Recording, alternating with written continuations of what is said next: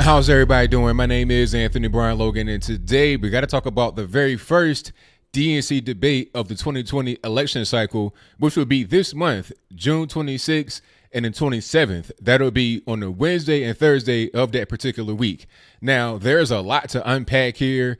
When I say you got a clown car full of Democrats, I mean it's filled to the brim.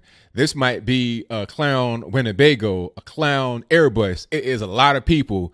You have 20 candidates who are going to be on stage. And that's not even all the candidates who have announced they want to become president on the Democratic side of things.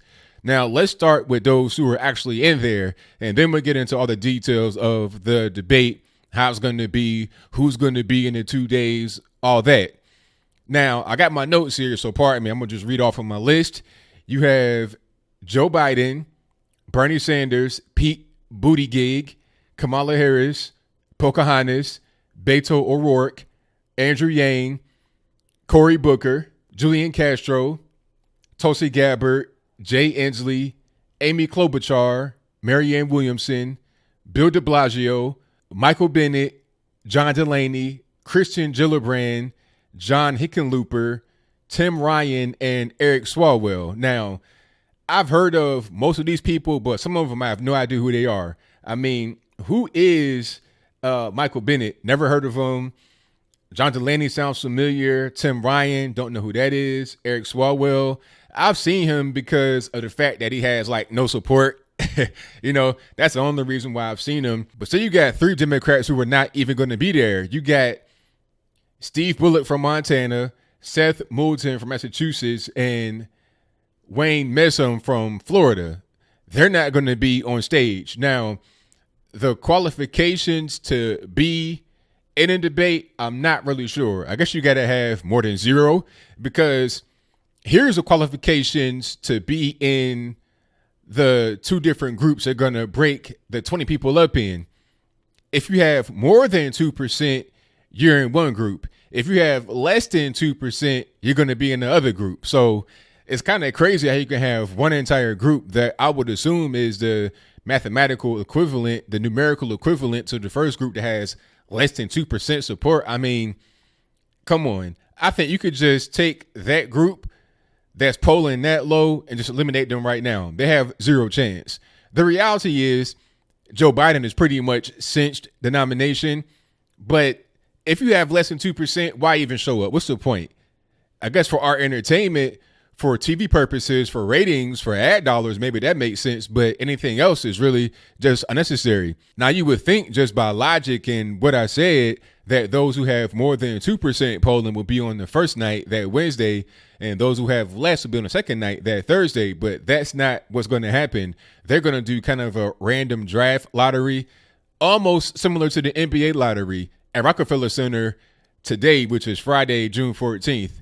Okay, it's funny. I saw the article. They said they're going to have a representative from each person's campaign be there the same way the NBA does it. This is going to be really cringe if they show it on TV. But in that random lottery system, that's going to determine who's going to be on which stage. So I don't quite understand the breaking up into groups if you're going to do a random lottery thing to determine who's going to be on what stage. Now, what they may do is, like, let's say for math's sake, you have 10 in each group. They may just take 5 from each group and then mix them up to see who's going to be on stage 1 or stage 2.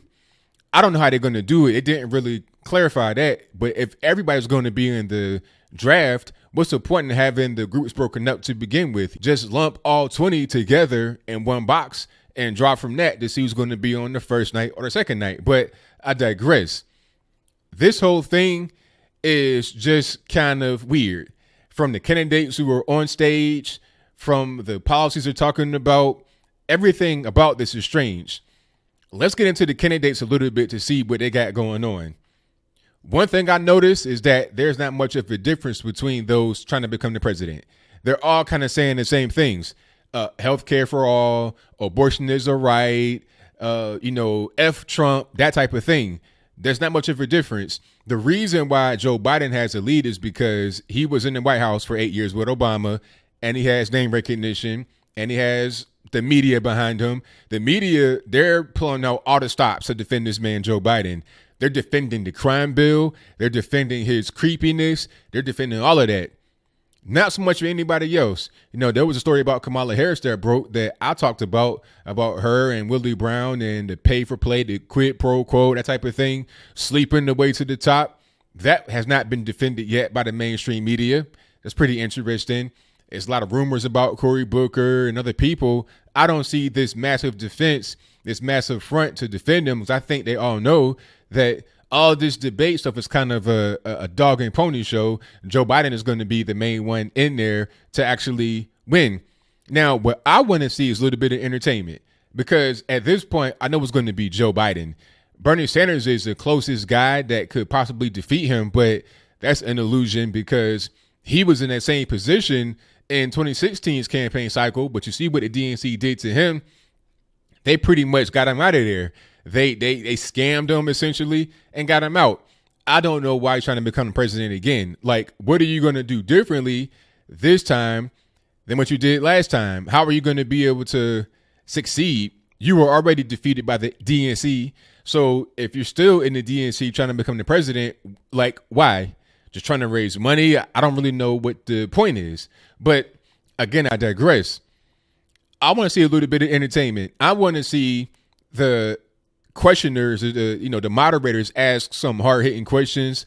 I want to see Joe Biden get put on, Front Street about his past, the crime bill, the creepiness. I want to see the Democrats tear each other apart. That's what I want to see. And it's already kind of been happening with the candidates who are on a lower tier as it relates to Biden and Sanders, throwing rocks at the throne, basically.